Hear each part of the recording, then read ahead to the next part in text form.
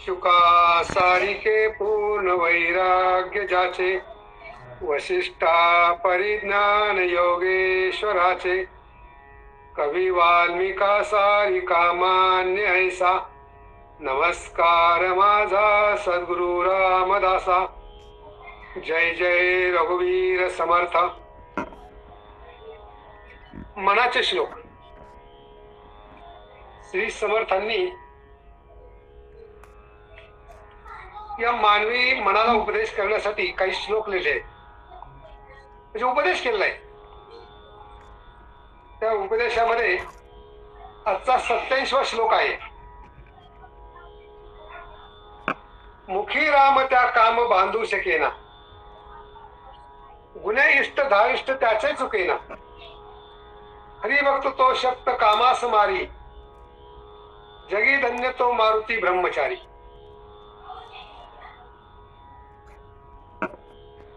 समर्थ रामदासांनी काय सांगितलेलं आहे? मुखी राम त्या काम बाधू शकेना. बांधू शकेना. बांधू शकेना म्हणजे बाधा होणार नाही असं. हा, बाधू शकेना. बांधू नाही, बाधू शकेना. हा, उच्चार बांधू नाही, बाधू. बाधू शकेना. हो. समर्थांनी सांगितलेलं आहे की ज्याच्या मुखामध्ये रामनाम आहे त्याचं वर्णन असं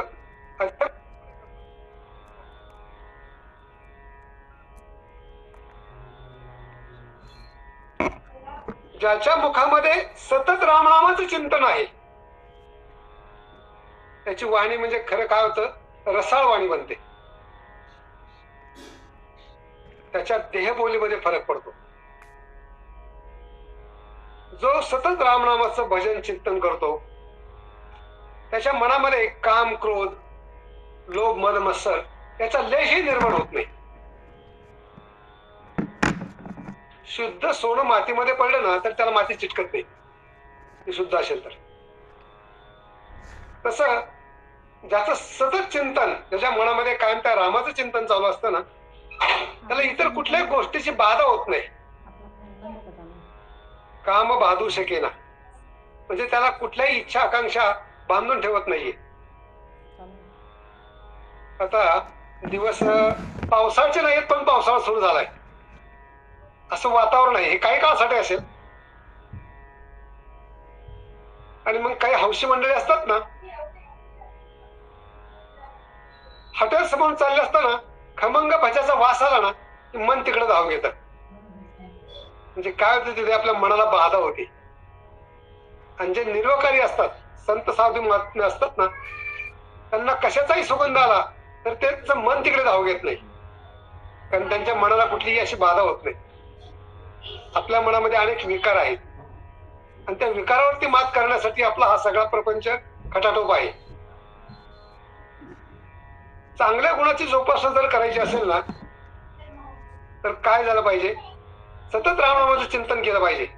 आणि एकदा रामनामाचं चिंतन झालं की त्याच्या गुणामध्ये फरक पडतो.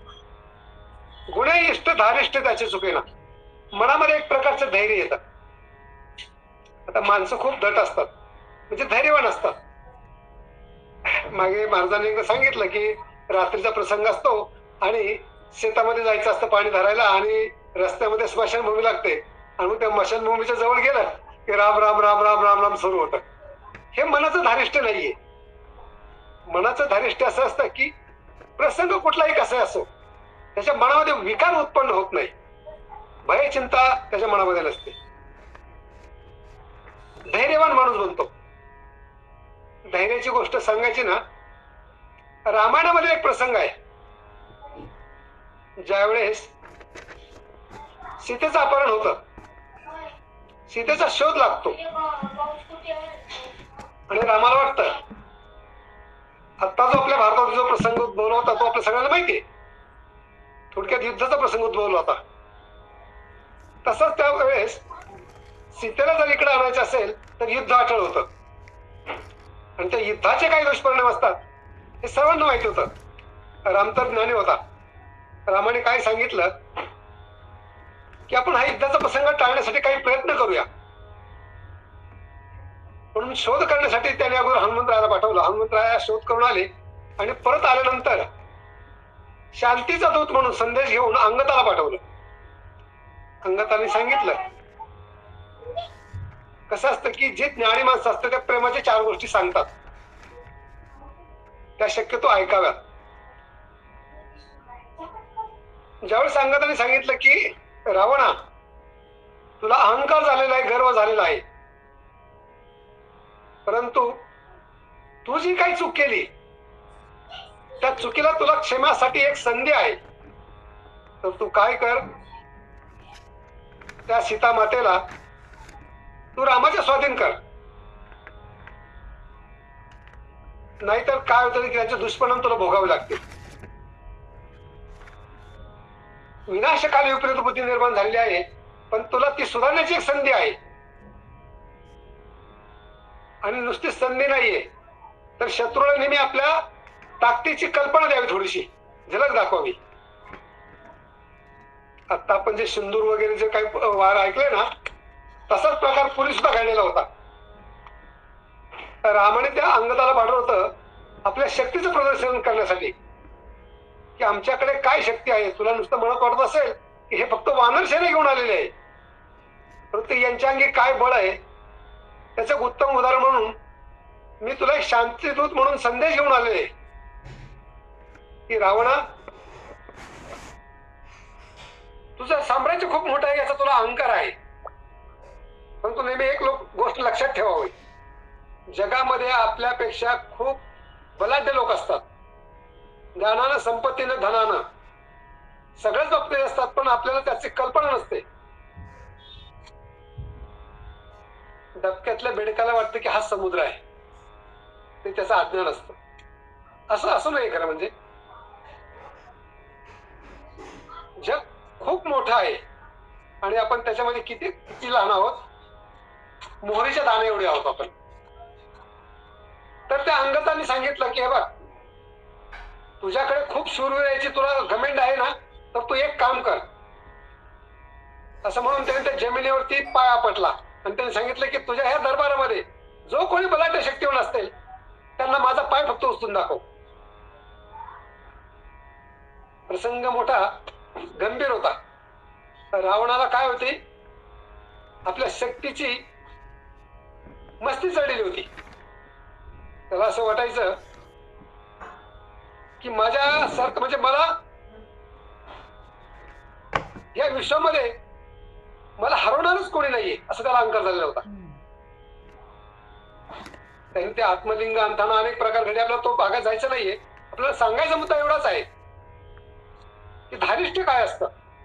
त्या अंगदाने जमिनीवरती पाहिल्यानंतर त्याच्या दरबारामधले बलाढ्य शक्तिवान जे मल्ल होते सर्वांनी येऊन प्रयत्न केला, पण त्याचा पाय जागचा हलला नाही.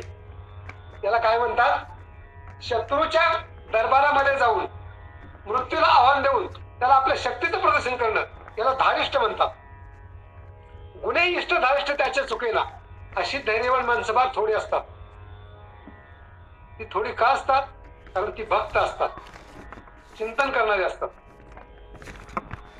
आणि असाच हरिभक्त कोण होता, तर मारुतराया होता. मारुतरायाविषयी आपल्याला फार वेगळं सांगायची गरज नाहीये. काम घातला बांधवडी, काळ घातला तो डरी. असाच बलाढ्य त्यांनी सांगितलं की मी फक्त एक आहे, असे माझ्यासारखे खूप आहेत. हनुमंतरायाचा त्यांनी परिचय दिला नव्हता. त्यांनी सांगितलं की मी हा सगळ्यात छोटा माणूस तुझ्यासाठी आलेलो आहे. धारिष्ठ काय असतं, आणि हे धारिष्ठ शक्यतो प्रत्येकाने आपल्या अंगी बाणवावं. पण हे कधी येईल, ज्या वेळेस तुम्ही रामनामाची मात्रा घ्याल, रामनामाचं चिंतन कराल, सतत त्याला आठवाल, आणि तुमची एकदा भावना झाली माझ्या पाठीशी रामनामाचे बाण आहेत, त्यामुळे मला कशाची भीती नाही. आपल्या मुखामध्ये काय असतं याचा ज्याचा त्याने आज विचार करण्याची गरज आहे. माणसं खूप बोलतात, पण बोलायचं ते बोलत नाही. तर म्हणजे असं नाहीये. आपलं जे काही बोलणं असावं ते भगवंताविषयी असावं. गुणगान करावं ते भगवंताचं करावं. गाणं गावं तर भगवंताचं गावं. आणि नवे नवे भांडण जर करायचे असेल तरी भगवंताचीच करावं. इतका आपला आपण अधिकार गाजवला पाहिजे. या देहामध्ये नराचं नारायण होता येतं हे आपल्याला माहिती आहे. जगातली कुठली गोष्ट अशक्य नाहीये. थोडी पाषाणाला पाहणा, पाषाणामधून गंगा वाहती करणं हे आपल्या हातामध्ये आहे. आपण काय झालेलं आहे, छोट्या छोट्या गोष्टीमध्ये अडकून पडलेलो आहे. खरं म्हणजे आपलं ध्येय अतिशय उदात्त असावं. हे विश्वाची माझे घर. आपण काय करतो की आपण संसार प्रपंच इतकंच आपलं घर मानतोय, असं नसावं. एक प्रसंग आहे, नर्मदा परिक्रमा करत असताना तुम्ही घरापासून ज्यावेळेस दूर जाता त्यावेळेस आपलं तिथं कोणीच नातेवाईक नसतं, परंतु आपली काळजी घेणारे भगवंत असतो. नर्मदा मैया तुम्हाला क्षणोक्षणी त्याची प्रचिती आणून देते. आपलं कोणीच नसतं तरी आपल्यावरती खूप प्रेम करणारी माणसं असतात. आणि कधी कळतं, ज्यावेळेस आपण घरदार सोडून बाहेर पडतो त्यावेळेस. असाच प्रसंग पंढरपूरच्या वारीमध्ये सुद्धा येतो. तुम्ही वारीला ज्यावेळेस जाता ना, त्यावेळेस काहींच्याकडे काही गोष्टी नसतात. काहींच्याकडे हातराय बांगला नसतं, काहींच्याकडे बिछाना नसतो, काहींच्याकडे जेवणाचं ताट नसतं, काहींच्याकडे मोजकेच कपडे असतात. पण भगवंत सगळ्यांची काळजी वाहतो. तुम्ही एकदा त्या रामनामाच्या मागे लागला की तुम्हाला चिंता करायची काही गरज नाहीये. तुम्ही फक्त चिंतन करत चला. मुखी राम त्या काम बाधू शकेना, गुणे इष्ट धारिष्ट त्याचे चुकेना, हरिभक्त तो शब्द कामास मारी. एकदा तुम्ही हरिभक्त बनलात ना की मग सगळी चिंता सोडून द्यावं तुम्ही त्याच्यावरती. तुमचा मी भार वाहिन सर्वथा, नवे अन्यथा वचन माझे.